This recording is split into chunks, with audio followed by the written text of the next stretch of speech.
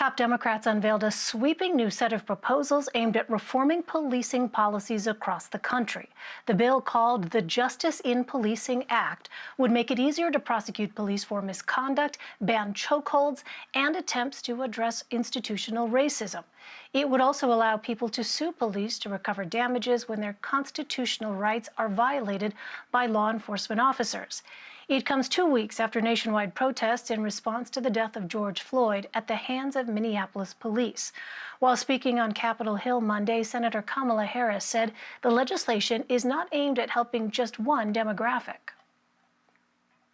And let's be clear, reforming policing is in the best interest of all Americans.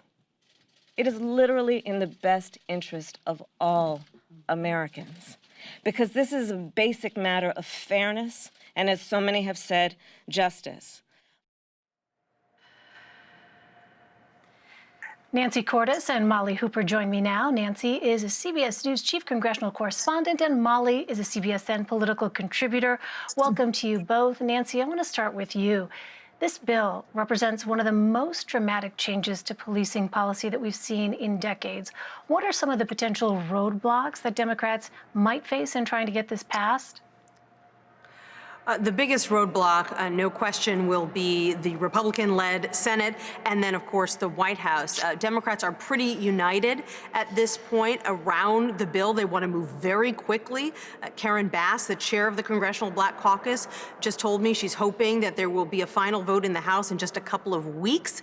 But Senate Republicans have been very non-committal, both about the specific policy items in this bill and whether they're willing to embrace any kind of major police reform legislation. And so it's an open question, if the bill does get through the House, whether the Senate Republican leader, Mitch McConnell, will even bring it up in the Senate, or if he'll try to bring up something else instead, or if he will just hope that the issue kind of dies down and he won't have to bring up any legislation. And then beyond that, the White House is already weighing in, not embracing any particular police reform policy, but saying that one of the major initiatives in this bill is a non-starter. They say the idea that you would reduce prosecutorial immunity for police officers, make it easier to prosecute them when they have committed police brutality. They say that's a non-starter because it would cause police to pull back and it would make communities less safe. So that is going to be a major issue of contention because it is really one of the centerpieces of this bill. So, Molly, just to jump off of what Nancy was saying, do Democrats believe that the Senate could pass this legislation, given how the chamber has struggled recently to pass a bipartisan bill making lynching a federal crime? Well, I think if you go to today's earlier press conference, it may have been Nancy who asked the question of the members who are up on the podium, behind the podium. How many of you believe that this can actually get through? All of them raised their hands because this is a moment unlike any other that we have really seen in our history, and that's according to John Lewis, who is the conscience of the Congress, a civil right leader in his own right, of course, back in the 60s, who and I was quoting one of the members at that press conference, who says that this is the groundswell of protesting that we are seeing against these practices.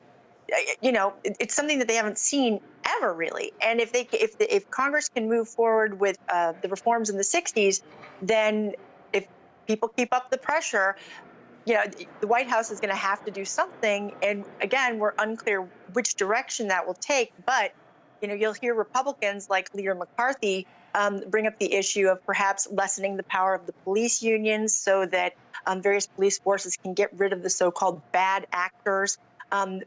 Potentially creating a national database. This is something that's in that police justice bill the Democrats are putting forward, a database that would report officer misconduct. But again, those reforms don't go as far as the Democrats would like. I want to turn to another topic, Nancy, and ask you about Senator Chuck Grassley, who has moved to halt consideration on 2 Trump administration nominees until the White House offers more information about why it fired 2 inspectors general. Has there been any explanation for those yet?